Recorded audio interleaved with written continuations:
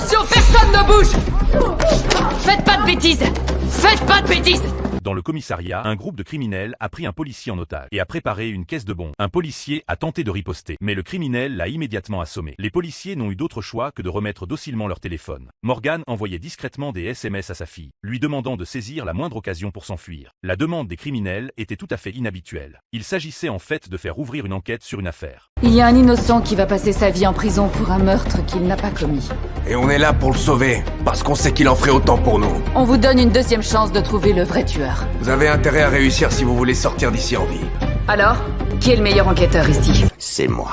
L'unité d'élite a encerclé le bâtiment. L'identité des deux criminels a été confirmée. Tous deux sont des soldats américains en service actif. Personne ne sait si les bombes sont vraies ou fausses. Mais personne n'ose parier la vie de tout le commissariat. Ils sont donc obligés de se plier aux exigences des criminels. Quelques jours plus tôt, un officier a été assassiné dans son camping-car grâce aux empreintes sur l'arme du crime. La police a rapidement identifié un soldat comme suspect. Ils ont même eu une vive dispute à ce sujet. Mais peu importe comment ils enquêtaient, ce soldat restait le suspect numéro 1. En observant les indices sur le tableau, Morgan a rapidement découvert un élément important. Le sang sur la table, là.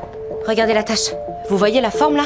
Il y a un angle parfait. Quelque chose était posé là au moment où il a été tué. Quelqu'un l'a pris avant que la police n'arrive. Exactement. Je pense à une feuille de papier ou un truc comme ça. Mais quoi que ce soit, l'assassin le voulait et l'a emporté. Il faut trouver pourquoi. Il faut que je passe un coup de fil. Kara, suivant les instructions de Morgan, s'est rendue sur la scène du crime, dans l'ordinateur de la victime. Kara a découvert qu'il avait imprimé un document indiquant que la victime s'apprêtait à poursuivre un soldat devant le tribunal militaire. Mais le nom était laissé en blanc. Le meurtrier l'a peut-être tué pour cette raison. À ce moment-là, l'un des criminels a remarqué du mouvement à l'entrée. Allez, viens ici. Donne-moi ça. C'est dingue. Oh, c'est pas vrai! Ouais!